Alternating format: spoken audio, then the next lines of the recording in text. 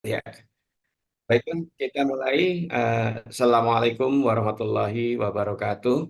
Waalaikumsalam warahmatullahi wabarakatuh. Alhamdulillah, alhamdulillahirabbil alamin wa bihi nasta'inu ala umuri dunya waddin. Wassalatu wassalamu asrofil anbiya'i wa mursalin wa ala alihi wa sahbihi ajmain. Asyhadu an la ilaha illallah wa asyhadu anna Muhammadan abduhu wa rasuluh. Allahumma shalli ala Muhammad wa ala ali Muhammad. Puji dan syukur, marilah kita panjatkan kehadirat Allah Subhanahu wa taala yang tiada henti-hentinya memberikan kita karunia dan nikmat yang luar biasa. Terkhusus pada pagi hari ini kita diberikan nikmat yang luar biasa untuk bisa berkumpul dan bertolabul ilmi bersama Ustadz Wahid Rahman. Dan insya Allah kita akan meneruskan kajian kita untuk membahas tafsir Quran masih di juz yang ke-30. Salam dan sholawat semoga tercurah kepada junjungan kita Nabi besar Muhammad Shallallahu Alaihi Wasallam beserta para keluarga, sahabat dan pengikutnya yang istiqomah, dan insya Allah atas izin Allah kita akan mendapatkan syafaat beliau di yaumil kiamah nanti. Amin. Bapak Ibu jamaah agatis, rekan filah yang dimuliakan Allah, pekan lalu kita sudah membahas surat Al-Quraisy dan insya Allah hari ini kita akan maju eh, ke surat Al-Fil. Eh, Baiklah, Bapak Ibu sekalian, sekarang sudah 05.35. Untuk mempersingkat waktu, baiklah taklim dan waktu saya serahkan sepenuhnya kepada Ustadz Wahid Rahman. Tafadhal Ustadz. Baik, jazakallah. Bismillahirrahmanirrahim. Assalamualaikum warahmatullahi wabarakatuh. Innal hamdalillah nahmaduhu wa nasta'inuhu wa nastaghfiruh. Wa na'udzu billahi min sururi anfusina wa sayyiati a'malina. May yahdihillahu fala mudilla lahu ومن يضلله فلا هادي له أشهد أن لا إله إلا الله وحده لا شريك له وأشهد أن محمدا عبده ورسوله لا نبي ولا رسول بعده وبعد. Alhamdulillah, puji syukur pada Allah karena sungguh atas nikmat, izin serta karunia-Nya pada pagi ini Allah masih menganugerahkan kita nikmat iman Islam, kesehatan sehingga kita bisa bersama-sama. Salawat dan salam semoga senantiasa tercurah pada Rasulullah SAW, pada keluarganya, sahabat-sahabatnya, pengikut-pengikutnya, dan tentu kita semua yang mengikutinya. Baik teman-teman sekalian, sahabat-sahabat Agatis yang dirahmati oleh Allah, kita hari ini sampai kepada surat Al-Fil. Ya, eh, aduh, sebentar ya Pak.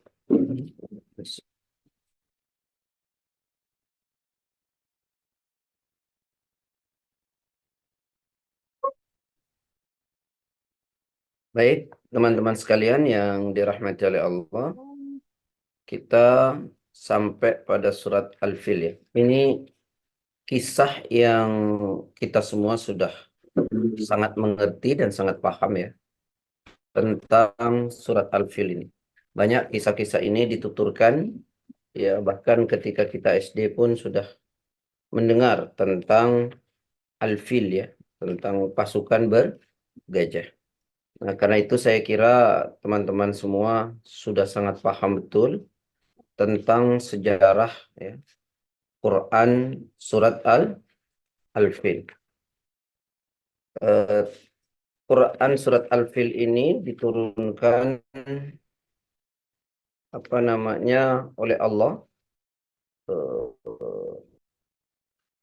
ada pada surat Al-Fil ini. Surat Surat lima. Al-Fil, 05, Ustaz. 05. Quran surat Al-Fil ini diturunkan sebelum hijrah ya. Ini masih periode Makkah.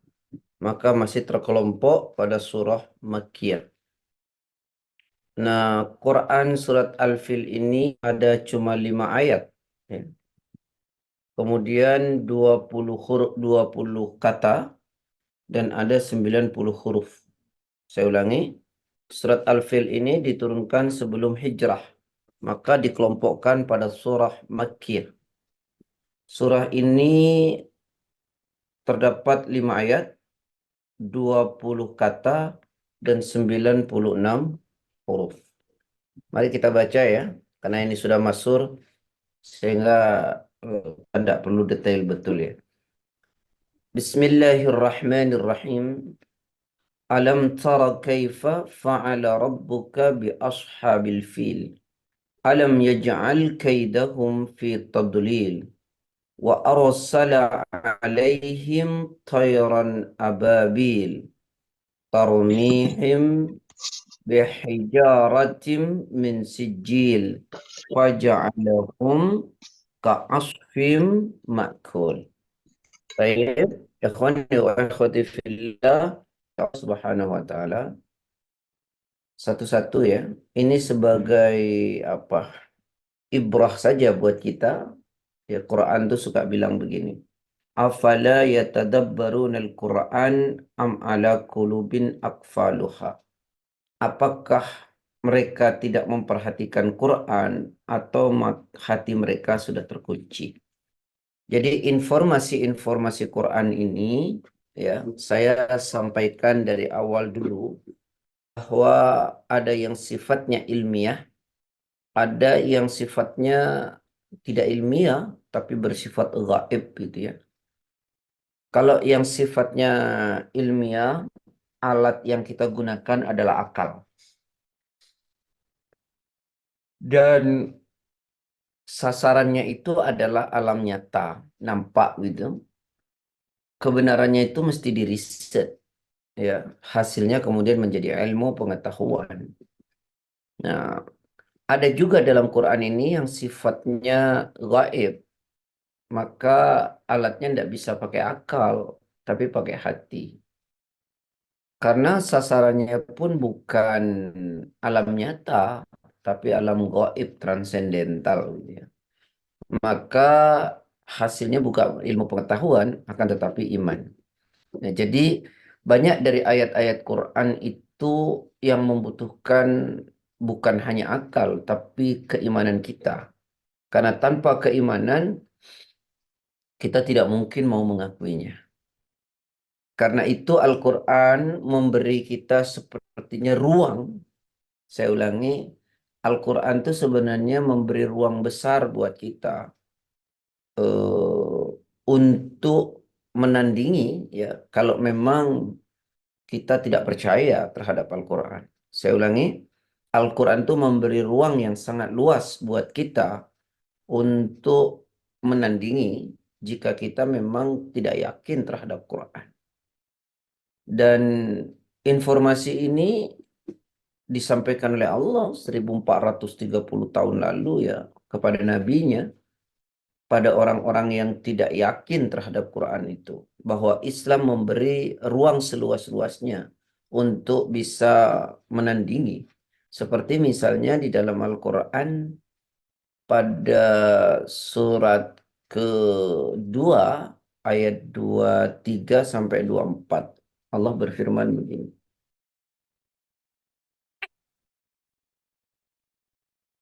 Wa in kuntum fi raibim mimma nazzalna ala abdina fa'tu bi suratin min mithlih. Wad'u syuhada'akum min dunillahi in kuntum sadiqin. Fa in lam taf'alu wa lan taf'alu fattaqun nar allati waquduha an-nas wal hijaratu lil kafirin.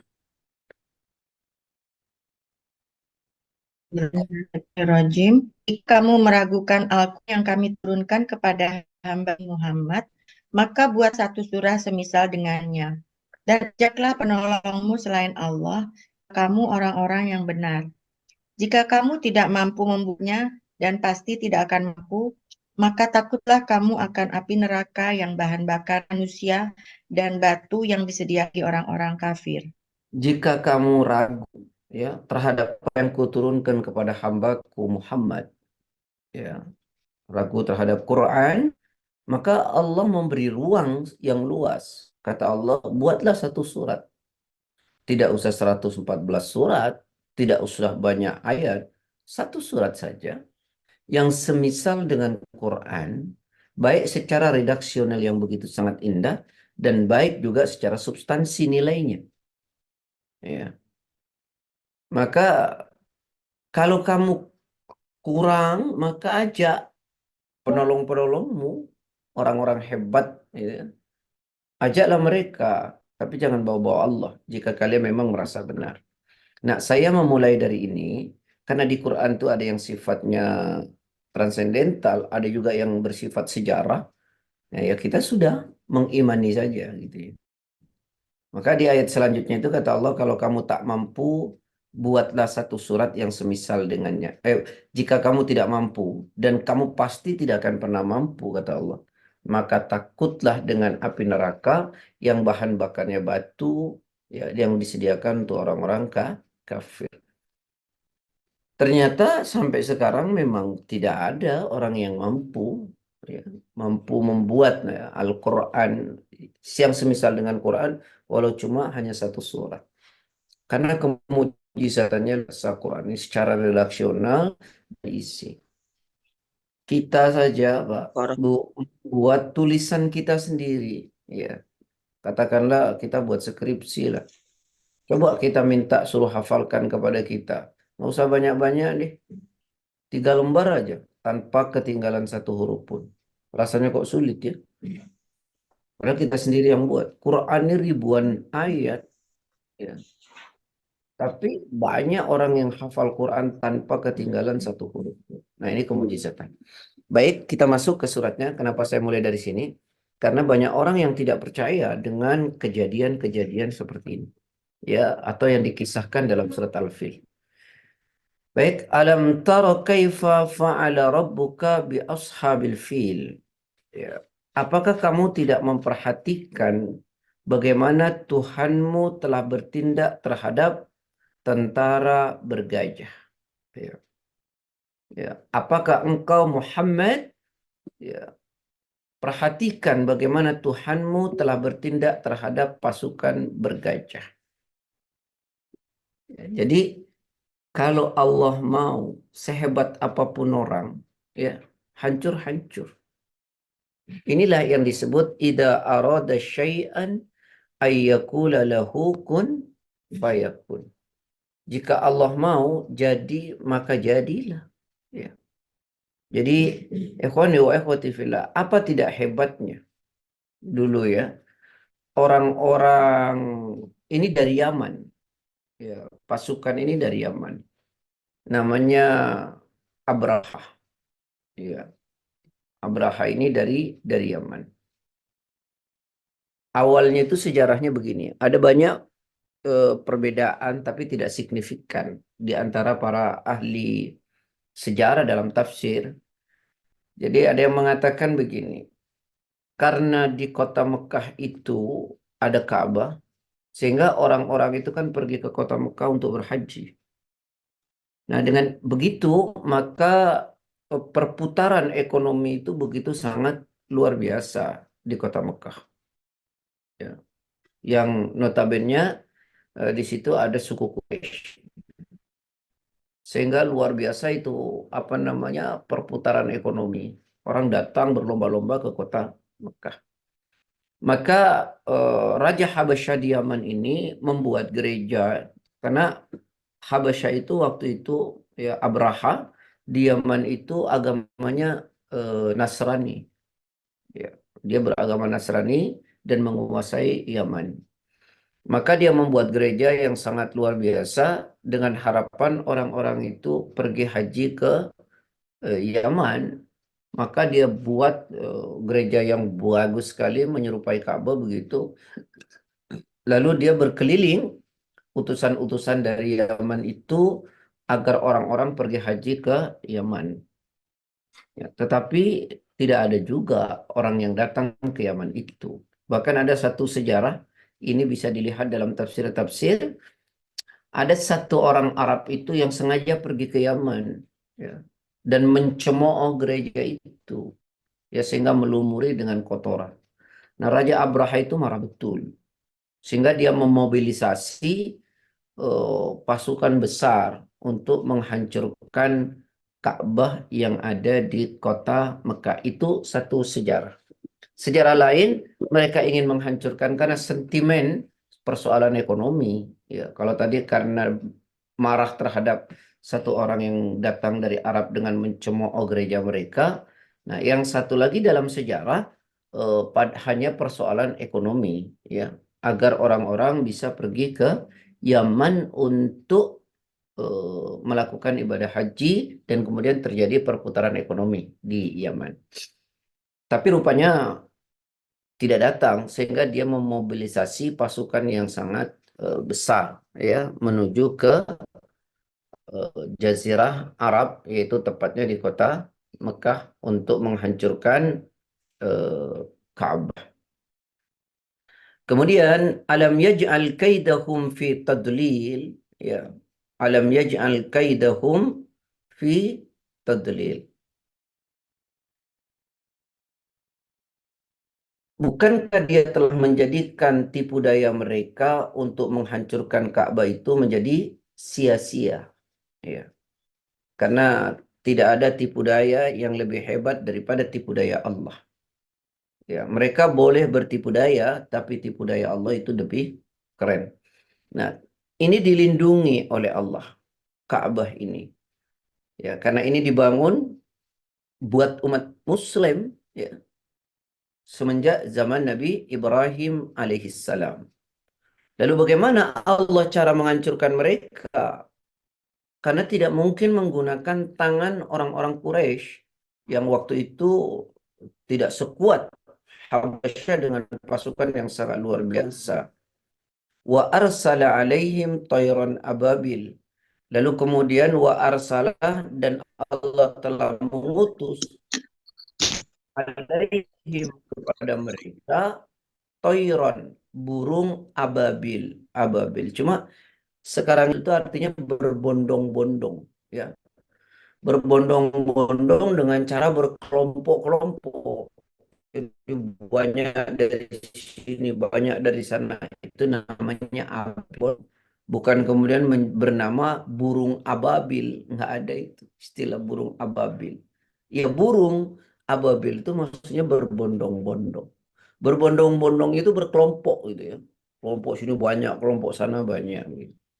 Tarihim, ya, bihijaratin min sijil. Lalu kemudian tarmim, mereka itu melempar si pasukan bergajah itu bihijaratin, dengan batu, ya, min sijil, yang berasal dari tanah yang terbakar. Maka ada yang mengatakan ini dari neraka sijil, batu yang terbakar. Faja'alahum ka'asfim ma'kul, dan lalu dia Allah menjadikan mereka seperti daun-daun yang dimakan ulat, berlubang begitu, ya. Nah, nanti peristiwa seperti ini akan terjadi kemudian, ya, di akhir zaman, ya.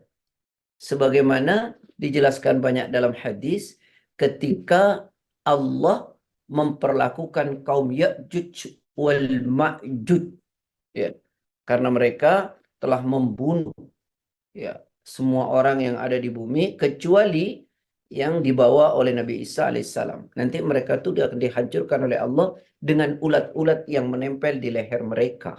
Nah, persis dengan keadaan ketika Abraha ingin menghancurkan Ka'bah. Baik, teman-teman sekalian yang dirahmati oleh Allah, riwayat lengkapnya bagaimana? Begini. Jadi pasukan bergajah itu berangkat dari Yaman menuju ke kota Mekah, dan di situ melewati banyak kabilah-kabilah. Ya, dan banyak kabilah-kabilah itu ditundukkan dengan mudah oleh Raja Habasyah. Ya. Banyak kabilah yang ditundukkan dengan mudah oleh Raja Habasyah. Ya. Bahkan salah satu kabilah besar yang ditundukkan itu sehingga kemudian ketua kabilahnya menjadi tawanan dan jadi penunjuk jalan untuk menuju kota Mekah, Hijaz, ya, untuk menghancurkan Ka'bah.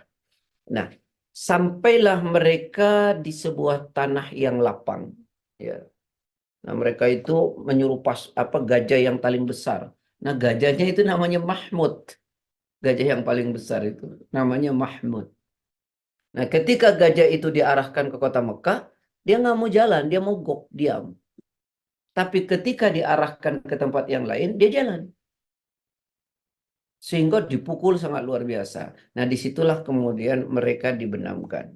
Dan itu menurut sejarah bersamaan dengan kelahiran Nabi. Maksudnya bukan lahir pada saat gajah itu ada menyerang, tidak. Sejarah yang sangat masyhur itu menurut penjelasan ulama-ulama tafsir 1,5 bulan setelah itu lahirlah Nabi. Ya, 571 di akhir bulan Februari di awal Maret. Ya. Kalau bulan hijrahnya itu kira-kira bulan Muharram. Ya, kalau ditarik ke belakang gitu, karena hijriah itu baru ada pada zaman Umar ibn Khattab. Jadi pada bulan akhir Februari di awal bulan Maret 571. Satu 1,5 bulan kemudian lahirlah Rasulullah Sallallahu Alaihi Wasallam. Maka ulama mengatakan dihancurkannya gajah itu karena Allah melindungi Ka'bah. Ada yang mengatakan karena kelahiran Nabi, ada yang mengatakan kedua-duanya. Wallahu a'lam. Ya, yang jelas bahwa pasukan gajah itu dihancurkan.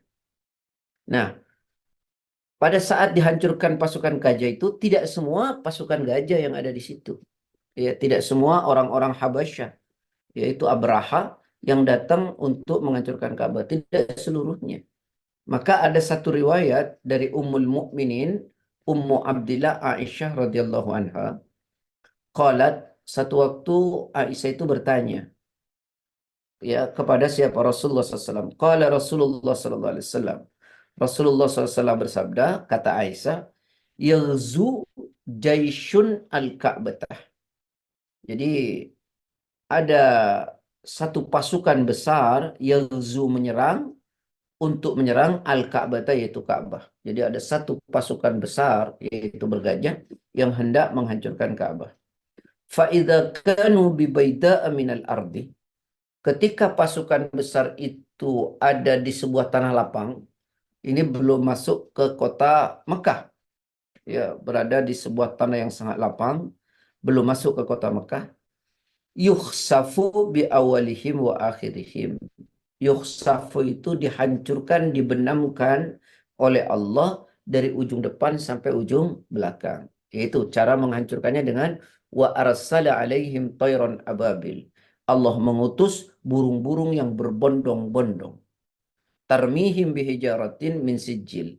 Tarmihim melemparkan kepada mereka bihijaratin dengan hijarah, batu kerikil atau tanah, min sijil yang terbuat dari tanah yang terbakar. Ya. Kemudian dihancurkan oleh Allah dari ujung depannya. Bi awalihim wa akhirihim. Dari ujung depan sampai ujung belakang. Semua dihancurkan oleh Allah. Qalat, lalu berkata Aisyah, Kultu, saya tanya, ya Rasulullah, wahai Rasulullah. Ini kata Aisyah. Kaifa yukhsafu bi awalihim wa akhirihim. Wahai Rasulullah, bagaimana mungkin kok semua pasukan itu dibenamkan semua, dihancurkan semua dari ujung depan sampai ujung belakang. Wahum fihim, ya, dan mereka wafihim, dan di antara mereka aswakuhum, tidak semua tentara, ya, tidak semua pasukan yang dibawa Abraha untuk menghancurin Ka'bah. Ada orang yang sekedar hanya berdagang, ya. Wafihim aswakuhum, sekedar berdagang. Kan biasanya begitu ya Pak ya. Kalau ada orang banyak gitu, ada saja orang yang berkesempatan misalnya untuk berdagang ya. Kalau di kita ini misalnya kita lihat ada demo lah gitu ya. Mesti ada orang yang dagang apa namanya itu air kayak gitu kan. Nah, jadi ada saja kesempatan-kesempatan itu. Lalu kemudian wa man laisa minhum, kata Aisyah juga kepada Rasulullah, dan bukankah di situ juga ada orang bukan pasukan itu, bukan kelompoknya Habasyah dan bukan pula berdagang, tapi mereka hanya kebetulan ada di situ.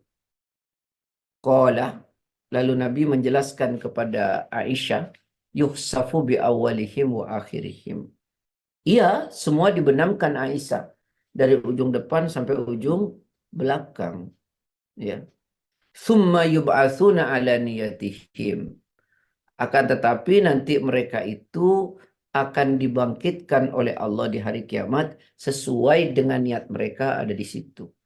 Apakah dia di situ ingin menghancurkan Ka'bah, ya, atau sekedar hanya berdagang, atau sekedar hanya melintas, atau mereka di situ hanya sekedar menonton, gitu ya. Ya, mereka semua dihancurkan, tetapi nanti mereka akan dibangkitkan oleh Allah sesuai dengan niat mereka ada di tempat itu. Ya. Nah, ini menjelaskan kepada kita bahwa kita ini harus pilih-pilih tempat gitu, Pak. Kemanapun kita mau berada, dengan siapa kita berkawan, kita harus pilih. Karena yang Allah benamkan itu tidak dipilih semuanya, gitu ya. Coba lihat bagaimana dulu Aceh, ya. Ya, makanya kita harus peduli itu dengan lingkungan. Tidak boleh apatis. Karena nanti yang ditegur oleh Allah bukan cuma yang minum, bukan cuma yang berzina, tapi semua yang ada di sekeliling itu ya dibenamkan. Oleh karena itu Islam itu ajarkan kita tidak hanya melakukan ibadah, amar ma'ruf, mengajak orang berbuat baik. Maka kita juga harus nahyun anil mungkar, mencegah kemungkaran. Sebab kalau tidak, ya maka yang hancur tidak dipilih hanya orang yang melakukan kemungkaran, tapi semua yang ada di tempat itu. Makanya kemudian kita seringkali mendengar hadis, man ra'a minkum mungkaron falyughayyirhu biyadihi. Fa illam yastati fa bilisani. Fa illam yastati fa biqalbi. Wa hada adaful iman. Kalau engkau lihat satu kemungkaran, hendaknya engkau rubah, ya. Dengan apa? Dengan kekuatanmu, ya. Makanya umat Islam itu mesti jadi pemimpin, ya. Artinya jadi pemimpin itu bukan perkara dilarang, ya. Ada orang kan seolah-olah menghindari diri dari jadi pemimpin. Tidak, karena dengan kepemimpinan itu kita bisa membuat satu kebijakan. Yang kalau yang memimpin teman-teman agatis kan, maka kebijakannya juga kebijakan yang apa ya, cenderung agamis lah gitu. Paling tidak mengorbankan nilai-nilai agama gitu ya. Ya jadi bupati, gubernur, rektor gitu. Ya Pak Sigit sudah ada yang jadi begitu kan? Alhamdulillah kan? Ya orang-orang besar begitu. Karena kebijakannya nanti kebijakan yang tidak mengorbankan nilai-nilai agama. Ya, jadi kalau ada orang kita nggak usah jadi ini keliru. Nah, baik, kembali karena nanti dihancurkan oleh Allah bukan hanya yang melakukan keburukan. Maka kalau lihat kemungkaran rubah dengan kekuatanmu. Nah, kalau tidak, maka dengan lisanmu. Ya kita mesti bicara bahwa ini benar, bahwa ini tidak benar. Ya. Lalu yang terakhir, kalau enggak ya dengan hati berdoalah kepada Allah. Dan itu selemah-lemahnya iman. Ya, kembali lagi bahwa tidak dipilih nanti yang dihancurkan oleh Allah. Seperti pasukan bergajah tadi. Tidak hanya dia yang dihancurkan. Bahkan yang berdagang di tempat itu. Kemudian orang yang ada di tempat itu. Termasuk tadi penuntunnya itu. Ya, dia juga dihancurkan. Karena ada di tempat itu. Makanya hancurnya sesuatu itu kan ulah tangan manusia. Dan dari ulah tangan manusia bukan orang yang berulah saja yang kena. Tapi seluruhnya. Ya, coba renungkan Quran deh. Surat 30 ayat 41. Zaharul fasadu fil barri wal bahri. Bima Zaharul fasadu fil barri wal bahri bima kasabat aydin nas. Liyudhiqahum ba'dal ladhi amilu la'allahum yarji'un. Monggo.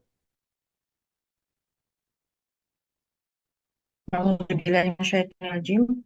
Telah tampak kerusakan di darat dan di laut disebabkan karena perbuatan tangan manusia. Allah menghendaki agar mereka merasakan sebagian dari akibat perbuatan mereka, agar mereka kembali ke jalan yang benar. Nah, jadi kerusakan itu nampak di darat dan laut itu karena ulah tangan manusia. Ya. Apakah kemudian yang dihancurkan yang berulah saja? Kan enggak. semuanya, gitu loh. Liyudhiqahum ba'dalladzi amilu la'allahum yarji'un. Kalau Allah membuat seperti itu untuk jadi pelajaran agar mereka mau kembali lagi ke jalan yang benar, begitu. Nah, apa yang terjadi pada kisah Al-Fil ini adalah pelajaran buat kita, ya. Pelajaran buat kita bahwa jangan pernah kita ingin menghancurkan, ya. Karena Allah tidak suka itu. Orang-orang yang menghancurkan itu, membuat kehancuran di muka bumi itu dilaknat oleh Allah, dikutuk oleh Allah. Ya. Dan ini banyak dalil-dalil itu menjelaskan, ya, bahwa orang yang menghancur itu pasti dilaknat oleh Allah Subhanahu wa taala, dikutuk oleh Allah Subhanahu wa taala. Seperti dalam surat Muhammad, coba surat Muhammad itu surat 47. Ya, kalau nggak salah itu ayat berapa itu? 21 atau 22? Mana lupa ya. Fahal asaitum in tawallaitum an tufsidu fil ardi wa tuqatti'u arhamakum. Ulaika alladzina, surat 47 ayat 22, ya. Ya. Monggo sampai 23. A'udzubillahiminasyaitonirrajim. Maka apakah sekiranya kamu berkuasa, kamu akan berbuat kerusakan di bumi dan memutuskan hubungan kekeluargaan? Mereka itulah orang-orang yang dikutuk Allah, lalu dibuat tuli pendengarannya dan dibutakan penglihatannya. Maka apakah kiranya jika kamu berkuasa, kamu akan membuat kerusakan di muka bumi? Nah, itulah, ya. Nah, mereka itulah orang-orang yang dikutuk, dilaknat, dan dibutakan nanti oleh Allah Subhanahu wa taala. Itu pelajaran pertama. Kemudian pelajaran kedua juga dari hadis tadi yang saya baca, ternyata niat itu menjadi penting, ya. Jadi orang yang ada di situ semua dihancurkan, tapi ketika dibangkitkan oleh Allah nanti tergantung niatnya. Kan gitu ya tadi, ya. Ketika Aisyah tanya, kaifa yukhsafu bi awalihim wa akhirihim? Bagaimana mungkin ya Rasulullah? Kok dari ujung depan sampai ujung belakang semua dibenamkan, dihancurkan oleh Allah? Padahal tidak semua di antara mereka itu ingin menghancurkan Ka'bah. Ada yang sekedar berdagang, awamal laysa fihim. Ada yang ada di situ bukan dagang, bukan kelompok mereka. Ya, seperti tadi penunjuk jalan itu. Qala, Nabi mengatakan, yuksafu bi awalihim wa akhirihim. Betul Aisyah, semua dibenamkan oleh Allah dari ujung depan sampai ujung belakang. Tapi summa yub'atsuna ala niyatihim. Nantinya, gitu ya. Nantinya itu di akhirat mereka dibangkitkan sesuai niat mereka. Ya, pelajaran pertama, kita harus peduli terhadap lingkungan, jangan biarkan ada kemungkaran, sebab ketika dihancurkan tidak dipilih oleh Allah. Ya, yang kedua, pelajaran yang kedua adalah bahwa niat kita itu menjadi sangat penting. Kita ada di situ karena apa? Nanti sebab dibangkitkan oleh Allah dengan sesuai dengan niat mereka ada di situ. Ada satu kisah, ya. Ini mohon maaf nih, karena kisah Al-Filnya itu sudah masyhur, jadi saya tidak banyak bercerita itu. Saya lebih senang pada substansi niatnya ini. Ada satu riwayat begini, soal niat, ya, ini soal niat. Ada seorang bernama Abi Yazid, namanya Ma'an. Ya. Nah, ada seorang namanya Ma'an. Ma'an ini punya anak Yazid, punya ayah namanya Yazid, punya kakek namanya Akhnas. Nih, dipahami nggak? Ada orang namanya Ma'an. Ma'an ini punya anak namanya Yazid, punya ayah namanya Yazid, punya kakek namanya Akhnas. Kenapa kok saya sebutkan begini? Karena hadisnya itu berkaitan. Wahua, dan dia itu si Ma'an, wa abuhu, dan bapaknya si Ma'an namanya Yazid, wa jadduhu, dan kakeknya Ma'an itu namanya Akhnas tadi, sahabiyun, semua itu termasuk sahabat Nabi. Jadi si Ma'annya sahabat Nabi, ayahnya itu Yazid sahabat Nabi, Akhnas kakeknya sahabat Nabi. Karena ada sahabat itu dia sahabat Nabi, tapi ayahnya belum tentu. Ya, karena masih kafir dan mati dalam keadaan kafir. Nah, ada kadang-kadang dia ini sahabat Nabi, ayahnya sahabat Nabi, kakeknya belum tentu sahabat Nabi. Karena orang itu dianggap sahabat Nabi, hidup sezaman dengan Nabi, melihat Nabi, beriman pada zaman Nabi, dan meninggal dalam keadaan beriman. Nah, orang yang hidup sezaman Nabi, tidak melihat Nabi, maka tidak disebut sahabat. Ada orang yang hidup dengan Nabi, sezaman dengan Nabi, melihat Nabi, tapi tidak beriman. Tidak disebut sahabat. Ada orang yang hidup sezaman dengan Nabi, melihat Nabi, beriman kepada Nabi, matinya kafir, tidak disebut sahabat. Ya. Nah, ketiga-tiganya ini sahabat Nabi. Ma'an, Yazid, dan Akhnas. Ma'annya, bapaknya, dan kakeknya. Ini berkenaan dengan niat. Di mana riwayatnya begini. Qala, berkata Ma'an. Kana Abi Yazid, ayahku itu Yazid, akhraja dananirah. Beliau mengeluarkan beberapa uang dinar. Yatasaddaqu biha, untuk disedekahkan tuh uang dinar. Ayahku Yazid mengeluarkan uang dinar untuk disedekahkan. Fawada'aha inda rajulin fil masjid. Lalu uang itu caranya dia taruh di samping orang yang menurut dia miskin yang ada di dalam masjid. Uang dinar tadi itu dia taruh di samping orang yang menurut dia miskin di dalam masjid. Karena orang bersedekah itu sebenarnya kepada siapa saja. Yang penting miskin. Tetapi yang terbaik adalah pada orang yang soleh, gitu ya. Orang soleh miskin. Makanya dia ambil orang yang ada di masjid. Sekali lagi saya ingin sampaikan, bersedekah itu kepada siapapun. Kepada siapapun. Ya, tapi kita pilih yang terbaik. Ya, yang miskin tapi dia soleh. Ya, makanya Yazid ini, ayahnya Ma'an itu menaruh uang di samping orang yang sedang sholat di dalam masjid. Di samping orang yang sholat di dalam masjid. Karena orang yang ke masjid itu menurut dia baik. Secara dohir lah paling tidak. Kemudian kata Ma'an, fajitu, lalu saya datang. Fa'akhadtuha, lalu saya ambil uang itu. Karena menurut dia, ya perkiraan si Ma'an, ayahnya itu ketinggalan uangnya atau jatuh. Gitu. Padahal ayahnya berniat naruh uang itu untuk si orang itu. Sebaliknya Ma'an mengira ayahnya itu uangnya jatuh. Fa'akhadtuha, kata Ma'an, ku ambil tuh uang. Fa'ataituhu biha. Lalu saya berikan kepada ayahku lagi, kepada Yazid. Kata, karena dia pikir ayahnya ketinggalan uang itu, lalu dia berikan lagi kepada ayahnya. Faqala, setelah diberikan kepada ayahnya, ya, kata ayahnya si Yazid itu, wallahi ma iyyaka aradtu. Demi Allah, saya tidak berniat memberikan kepadamu wahai Ma'an. Kenapa kau ambillah, kira-kira begitu. Lalu fakhasamtuhu ila Rasulullah sallallahu alaihi wasallam. Jadi kedua-duanya ini terjadi debat, dialog itu, karena menurut anaknya saya pikir ketinggalan, kata ayahnya tidak.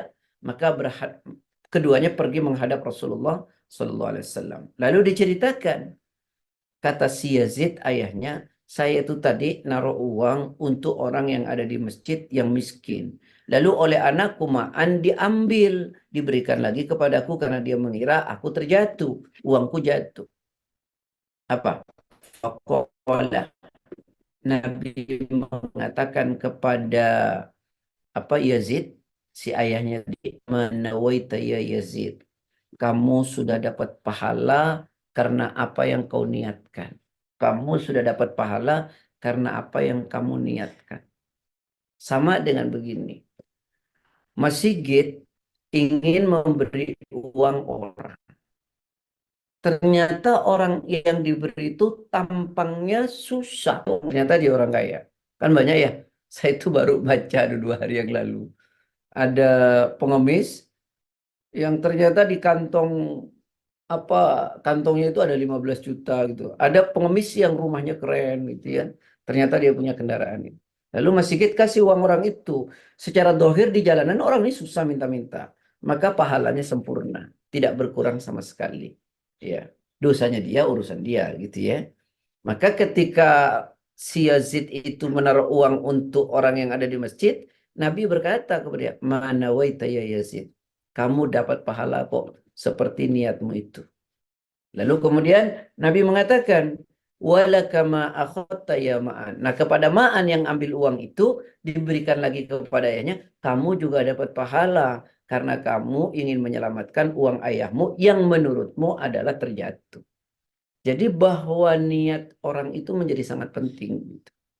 Ya, sama dengan tadi orang yang ada semua dibenamkan oleh Allah ya pada pasukan bergajah, tapi kemudian dibangkitkannya sesuai dengan amalan-amalan mereka. Ini pentingnya sebuah niat. Nah, teman-teman sekalian, Mas Sigit, karena tafsirnya surat Al-Fil itu sudah banyak dipahami, ya saya tidak menjelaskan jauh lah. Ya. Baik, yuk kita perlebar dengan pertanyaan. Fadol. Ya, makasih Ustadz. Ini surat yang pembahasannya mungkin singkat karena dari SD Ustadz kita sudah Karena itu dapat informasi mengenai pasukan gajah ini. Eh, Mungkin satu pertanyaan Ustadz dikasih dari saya. Ini kan sepertinya juga surat untuk mengingatkan kaum Quraisy bahwa mereka betul-betul dilindungi Allah karena apa namanya Allah menghindarkan mereka dari serangan pasukan Abraha ini, walaupun dengan cara yang mungkin tidak umum Ustadz ya. Saya nggak tahu apakah pada saat itu juga dianukan bahwa mereka dihentikan oleh pasukan burung. Nah, apakah kaum Quraisy itu saat itu, pertanyaan saya aja nih, merasa bahwa itu memang pertolongan Allah atau hanya kebetulan atau bagaimana Ustaz ya? Sehingga sepertinya suku Quraisy ini kok tidak apa namanya melihat ini sebagai suatu pertolongan Allah itu ya. Ustaz. Kemarin sudah tak jelaskan pada surat Quraisy kan? Pada surat Al-Quraisy. Dan banyak Pak yang meyakini kalau itu memang pertolongan Allah. Ya, pertolongan Allah. Tapi kan syariat Islam belum ada. Karena Nabi baru diutus kemudian 40 tahun. Dan kaum yang paling banyak beriman kan dari suku Quraisy. Iya. Dan itu suku besar ya. Walaupun nanti ada yang juga menentang ya seperti paman Nabi. Paman Nabi itu kan ketika Nabi hidup kan cuma ada 4, Pak. Yang 2 Muslim, yang 2 kafir. Iya kan? Yang 1 Muslim Hamzah. Iya kan? Kemudian siapa lagi? Yang Muslim? Abbas, Abbas. Yang kafir 2 kan? iya. 1 Abu Thalib, 2 Abu Lahab. Abu Jahal, Abu Lahab. Abu Lahab, sorry. Abu Jahal itu bukan paman Nabi. Orang sering bilang Abu Jahal paman Nabi. Tidak. Kemudian nanti cikal bakalnya punya Ikrimah anaknya itu. Walaupun nanti Ikrimah pada foto Mekah yang kemarin sudah saya jelaskan pada surat An-Nasr dia masuk Islam juga. Ya, Walaupun masuk Islamnya unik gitu ya penyebabnya. Jadi hidayah itu datangnya ya. kapan saja. Nah dari suku Quraisy itu nanti yang paling banyak masuk Islam dan mereka luar biasa gitu. Ya mereka menyadari itu, Oke. menyadari. Baik, Allahu a'lam. Oke, terima kasih Ustaz. Mungkin dari teman-teman yang lain ada yang ingin ditanya, mungkin tidak hanya terkait dengan surat Al-Fil ini, tapi yang lain termasuk kajian-kajian yang sudah lampau kemarin. Ya, Silakan. sebelum, Ya, monggo. sebentar. Sebelum itu saya ingin perkuat tadi pada persoalan niat tadi ya. Pada Oke, persoalan niat itu penting sekali karena ternyata orang tadi itu dihancurkan oleh Allah memang sama di tempat itu karena melakukan kerusakan. Tetapi orang itu akan dibangkitkan sesuai dengan niatnya. Karena kedudukan niat ini dalam hati itu adalah sepertiga dari amal. Menurut Imam Syafi'i, sepertiga dari amal. Allah itu Nabi pernah mengatakan begini. Apa namanya hadis ini dari Abu Hurairah, ya Abdurrahman bin Sakhar. Rasulullah SAW pernah mengatakan, Innallaha sesungguhnya Allah itu la yanduru ila ajsamikum. Tidak pernah melihat tubuh wala ila suwarikum, gua nggak pernah lihat pada bentuk wajah kalian. Walakin akan tetapi yanduru ila qulubikum wa a'malikum. Ya, melihat pada hati kalian dan perbuatan-perbuatan kalian. Jadi Allah tidak melihat fisik kita, yang dilihat adalah hati kita, adanya niat kita, kemudian amal-amal kita. Ya. Ada satu riwayat lain misalnya tentang kekuatan apa yang ada dalam hati yang disebut niat itu. Nabi mengatakan begini, "Idzal taqa al-muslimani ya bisayfaihima," jika ada 2 orang muslim berhadapan dan kedua-duanya sudah menghunuskan pedang, fal qatil wal maqtul finnar, maka yang membunuh dan yang dibunuh itu kedua-duanya masuk neraka. Qultu, lalu sahabat tanya, aku tanya, kata sahabat ini, ya Rasulullah, wahai Rasulullah, hadal qatil famal bal al-maktul. Kalau yang membunuh masuk neraka, oke. Fama balu al-maktul. Lalu bagaimana kalau yang terbunuh kok masuk neraka juga? Karena niatnya. Nabi mengatakan, innahu kana harisan ala qatli sahibi. Karena sesungguhnya niat dia juga ingin membunuh. Cuma dia terbunuh saja.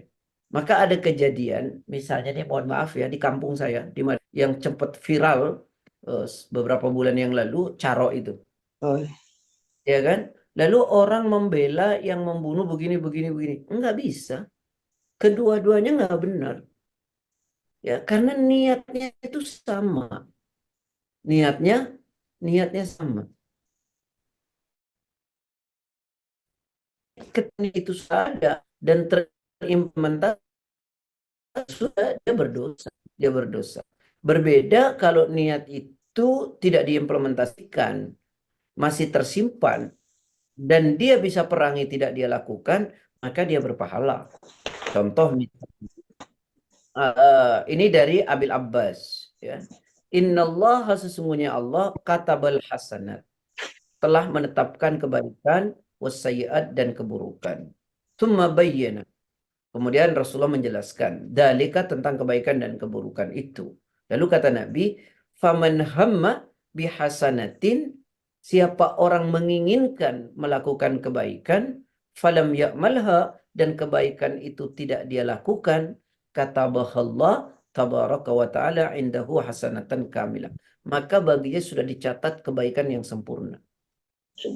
Wa in hamma biha fa'amilaha, kalau dia ingin melakukan kebaikan, ini dalam hatinya ingin, fa'amilaha, dan betul-betul dilakukan kebaikan itu, kataballahu, katabahallah, maka Allah mencatat baginya asyra hasanatin, 10 kebaikan, ila sab'imiatin, sampai 700 difin, ya, 700 kali lipat, ya, ila ada'afin katsirah, bahkan dilipat-lipatkan lagi. Kalau keinginan berbuat baik itu dilakukan, nilainya paling kecil 10, 700, dan berlipat. Kalau dia ingin melakukan kebaikan dan kebaikannya tidak dilakukan, hasanatan kamilah, maka sudah dapat pahala sempurna. Wa in hamma bisayyatin, kalau ada keinginan dalam hatinya untuk melakukan kejelekan, ya, ingin dia melakukan kejelekan, falam ya'malha, dan kejelekan itu tidak dia realisasikan, dia tidak kerjakan, padahal sudah ada niat tuh, katabahallah indahu hasanatun kamilah, maka ternyata Allah mencatat baginya pahala sempurna. oh, Orang ingin melakukan kejelekan, kejelekannya tidak dilakukan, pahalanya sempurna. kan dia dapat pahala ya. Pahala. Kenapa? Karena di situ dia tidak mengaktualisasikan jeleknya itu. Dia bisa perangi. Ini yang disebut all-time confrontation.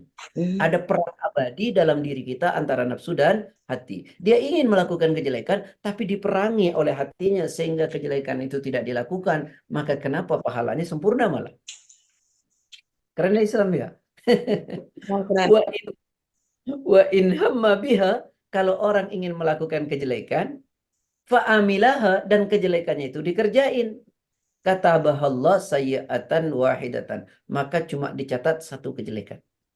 Jadi kalau orang ingin melakukan kejelekan, kejelekannya dilakukan, cuma dicatat satu dosa saja. Jadi sebenarnya kan orang ini diproyeksikan oleh Allah untuk masuk surga semua kan. Cuman nggak mau aja gitu kan. Coba bayangin, ingin melakukan kebaikan, kebaikannya tidak dilakukan, pahalanya sempurna. Ingin melakukan kebaikan, kebaikannya dilakukan, catatannya 10, 700, dan berlipat-lipat. Ingin melakukan kejelekan, kejelekannya tidak dilakukan, pahala sempurna. Orang ingin melakukan kejelekan dan kejelekannya dilakukan, coba, dosanya cuma satu. Bahkan ada satu yang lebih keren lagi nih. Ada seorang sahabat datang kepada Rasulullah, ya Rasulullah, amal terbaik itu apa? Maka Rasul mengatakan amal terbaik itu adalah iman. Tanya lagi, apalagi ya Rasulullah? Jihad. Nah setelah itu orang itu tanya lagi, ya Rasulullah, Kalau memerdekakan budak yang paling dicintai oleh Allah itu seperti apa sih? Dia ingin memerdekakan budak, dan memerdekakan budak yang paling dicintai oleh Allah itu seperti apa? Nabi bilang, adalah budak yang paling disayang oleh tuannya dan budak yang paling mahal harganya. Itulah amal yang paling dicintai oleh Allah. Lalu orang itu bilang, kalau saya nggak bisa gimana ya Rasulullah? Nggak cukup uang saya. Nabi bilang apa? Kalau gitu, buatlah pekerjaan yang bermanfaat buat orang lain. Ya, buat pekerjaan yang bermanfaat buat orang lain. Lalu sahabatnya bilang, kalau saya nggak mampu gimana ya Rasulullah? Saya nggak mampu juga tuh ya Rasulullah. Kata Rasulullah, kau tahan dirimu tidak berbuat jelek kepada orang lain, maka itu sedekah dari dirimu untuk dirimu sendiri. Ini kau tahan dirimu tidak berbuat jelek kepada orang lain, itu adalah sedekah dari dirimu untuk dirimu sendiri.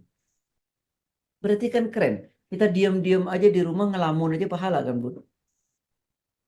Diam nih kita nih. Nggak melakukan kejelekan, itu pahala. Karena itu sedekah dari diri kita untuk kita sendiri. Nah, saya kira itu ya. Wallahu a'lam.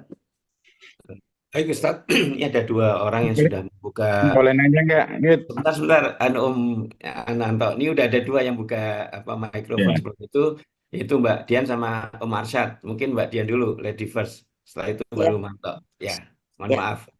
Makasih Om Sigit. Assalamualaikum Ustadz. Saya tertarik tentang ayat yang tadi Ustadz sebut, ayat 30 tentang ayat surat 30 ayat 41. Tadi Ustadz bilang telah tampak kerusakan di darat dan di laut disebabkan oleh perbuatan tangan manusia. Itu ayat sebetulnya visioner. Kalau dilihat sekarang itu sangat cocok. Tapi kalau dilihat 1500 tahun yang lalu itu sahabat nangkepnya gimana ya gitu.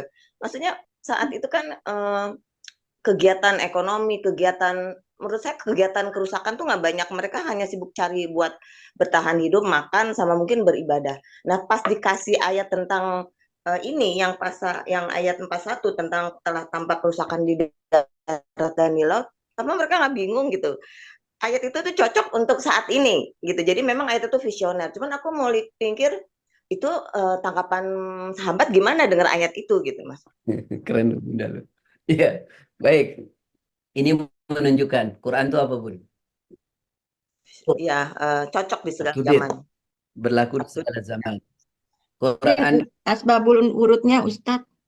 ya, nanti mau saya jelasin. Sabar ya, Bun ya. Yang kedua, Al-Quran ini selain up to date apa?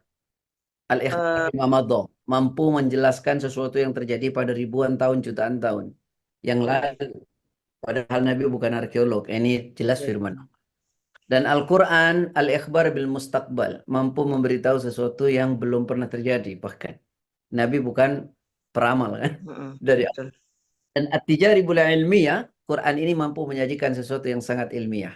Nah, kalau Nabi tidak bisa baca tulis, maka jelas sekali kalau ini bukan dari Nabi. Ternyata, Bun, ayat jangan membuat kerusakan itu. Tidak hanya ini loh, Bun. Pada awal-awal surat Allah sudah bilang tuh. Nah, nanti kita akan muncul nih. Coba lihat pada surat Al-Baqarah. Nanti Bunda akan ketemu.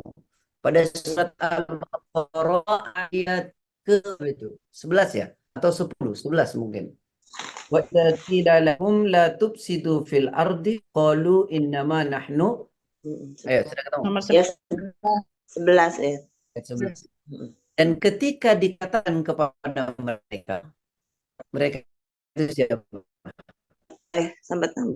Bukan orang munafik. Iya. Itu kembalinya ke agar wisatawan asing datang. Tujuannya hanya ekonomi kan? Tapi apa yang terjadi budaya di sana? Terjadi akulturalisasi. Dan akulturalisasinya itu menghancurkan generasi.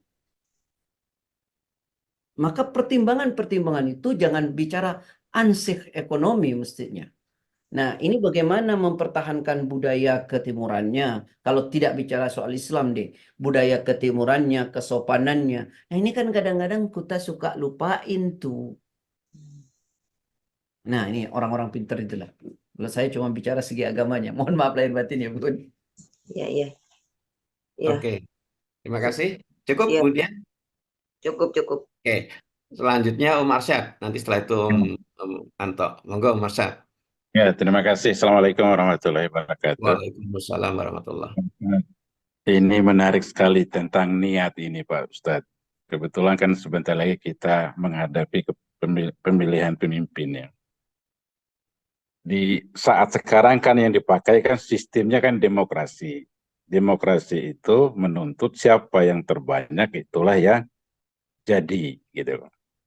Nah, permasalahannya setelah kita pilih pemimpin itu ternyata membawa tidak bagus lah. Nah, tadi kan contohkan dengan pasukan gajah tadi, bahwa semua yang ada di situ kan dimusnahkan. Nanti selanjutnya adalah ditanya niatnya kan setelah di alam akhirat. Nah, sekarang pertanyaan saya, misalnya kita udah milih ini, ternyata pemimpin yang kita pilih tidak jadi, karena memang masalah jadi atau tidak itu kan Allah pemilik kekuasaan lah yang tahu. Nah, yang jadi adalah yang kebetulan pemimpin yang tidak sesuai dengan yang kita ajaran Allah Subhanahu wa taala.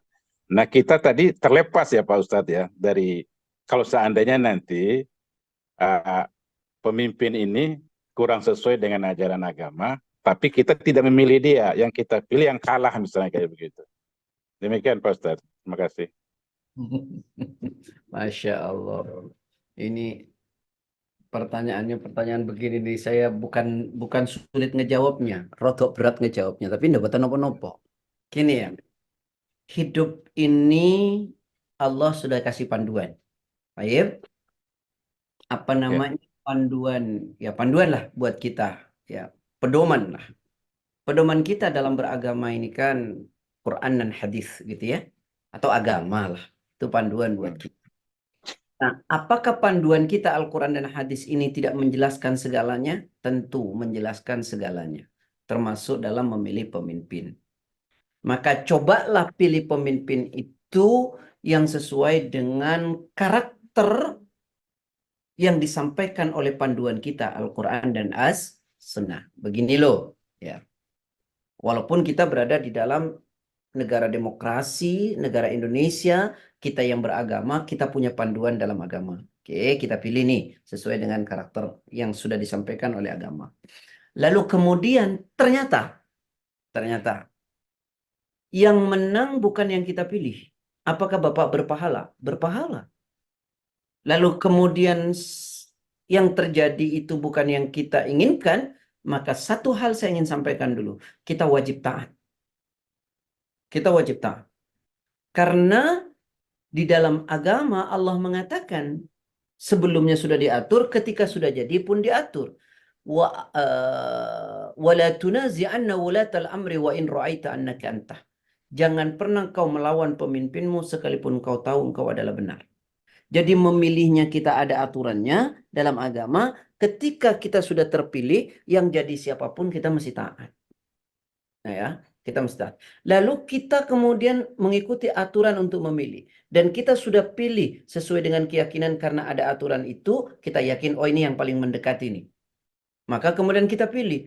Ternyata setelah dipilih, pun keliru ternyata.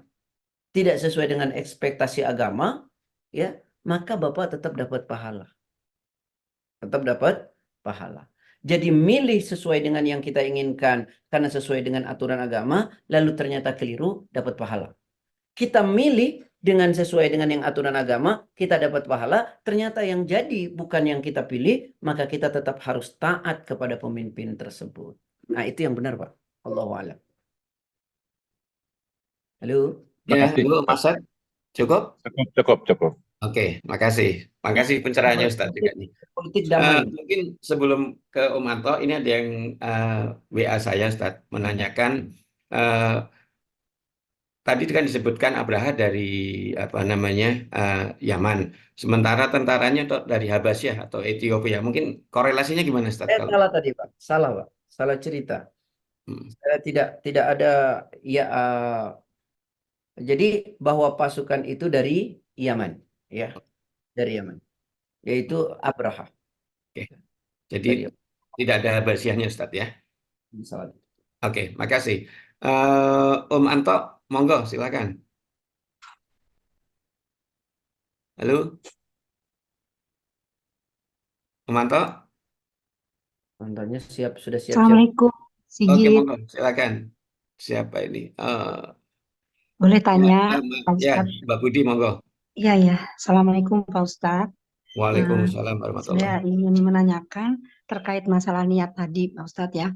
Ini ada contoh aja, ada seseorang yang berniat ingin memberikan makanan kepada temannya, sahabatnya, terus dia mau membuat sendirilah gitu ya. Terus pada saat itu ternyata ada kendala, dia tidak bisa membuat makanan yang dia udah janjilah sama sahabatnya itu. Terus kemudian sama gurunya juga. Kemudian dia tapi dia penjanji mau datang hari itu gitu ya, jam sekian. Tapi karena dia ada kendala tidak bisa membuat, akhirnya dia tetap berangkat lah, tidak apa-apalah, saya tetap ketemu karena udah janjian. Mungkin lain waktu saya bisa buat lagi seperti itu dah ceritanya.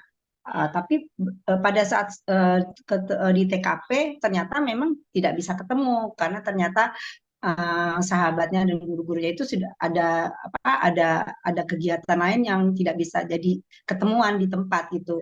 Akhirnya dia pulang terus dia berpikir begini, itu kan tadi tergantung niat, bahwa dia sudah berniat ini memberikan, artinya insya Allah seperti yang tadi Ustaz sampaikan bahwa pahalanya sempurna, tapi kemudian dia langsung terpikir begini, oh ya Allah ternyata ini hikmah dari Allah, kenapa ada kendala saya tidak bisa membuatkan kue yang dimaksud, akhirnya tidak karena tidak ketemu gitu. Kalau enggak gimana ya, nanti kuenya kan basi, nggak bisa diberikan. Nah, apakah itu karena ada ucapan apa di hati, bukan ucapannya di hati ada seperti itu?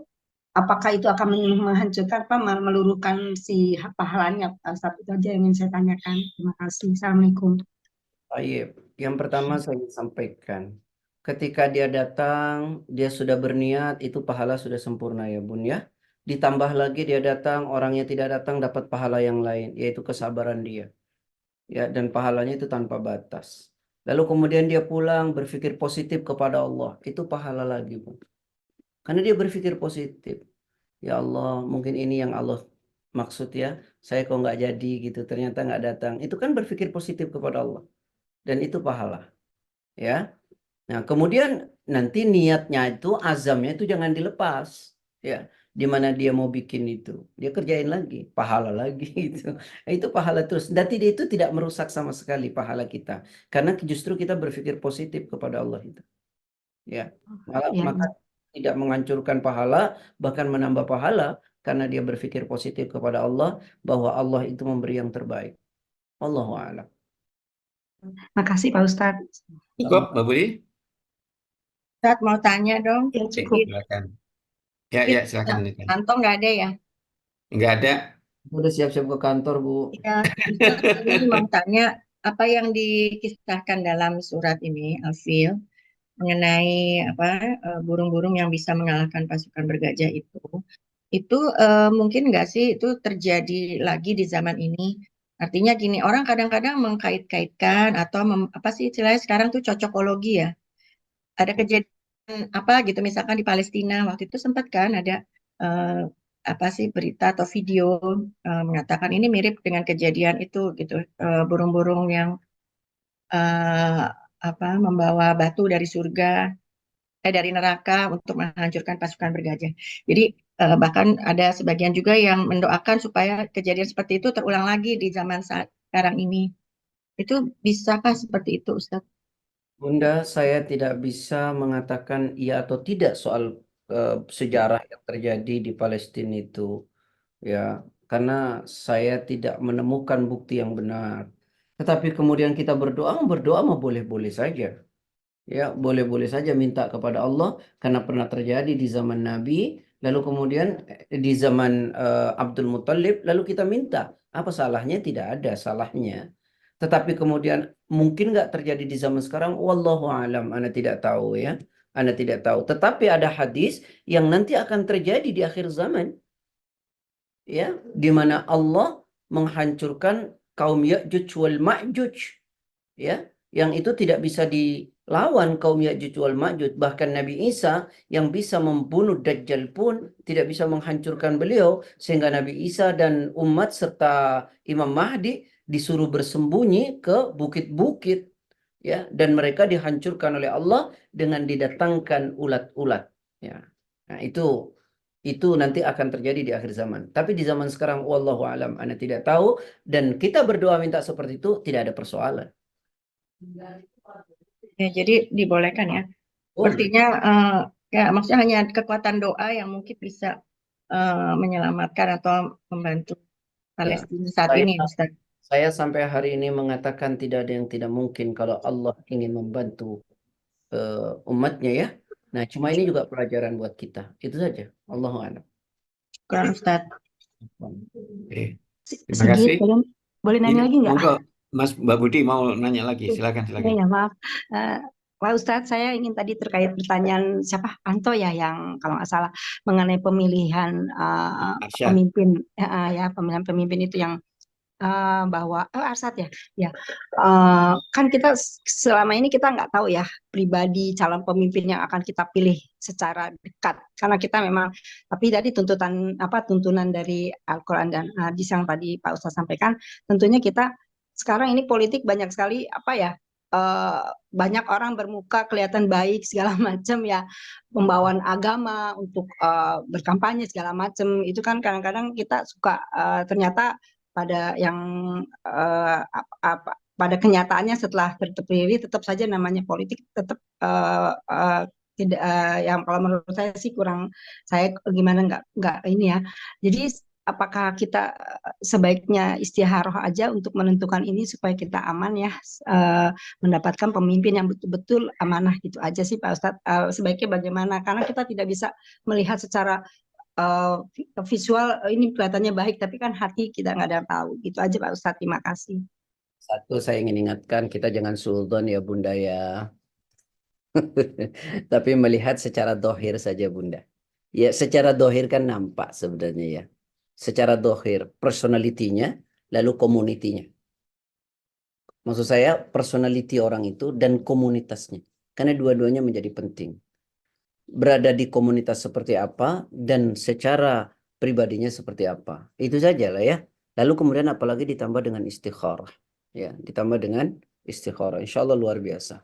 Saya sih hanya ingin mengingatkan, pilihlah Rekam, ya, sesuai dengan secara dohir kita nampak, ya. rekam jejak. Ya, secara dohir kita nampak, kita pilih, kalau benar dapat pahala, kalau salah tetap dapat pahala. Lalu yang kita pilih ternyata tidak jadi, yang jadi pilihan orang lain, misalnya kita tetap harus taat, karena itu ajaran agama. Dan terpenting dari semua itu, kita tidak boleh bermusuhan hanya karena persoalan pilihan yang berbeda. Ya, karena pilihan itu, ya milih saja. Ya, ya, saya kira begitu. Oke, Wallahu siap. Saya pikir Terima panduan kasih. Iya, iya.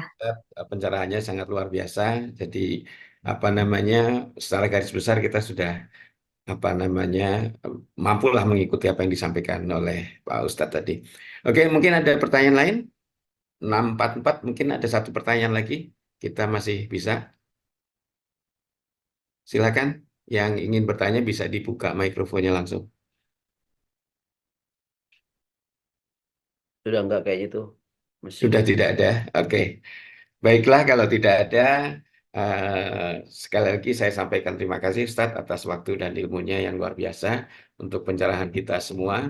Juga kepada teman-teman yang sudah membantu kajian ini, Mbak Nani yang sudah menyiapkan Zoom dan juga menayangkan Al-Qur'annya, pada Mbak Nita yang sudah membacakan terjemahan, kemudian juga pada Om Aryesta yang sudah merekam dan insya Allah akan segera mengupload di YouTube, dan juga pada Mbak Dasa Warsini yang insya Allah akan segera menayangkan catatannya.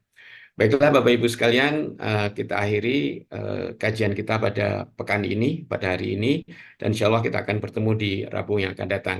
Mohon maaf apabila ada yang tidak berkenan, kita akhiri dengan bersama-sama membaca doa kafaratul majelis.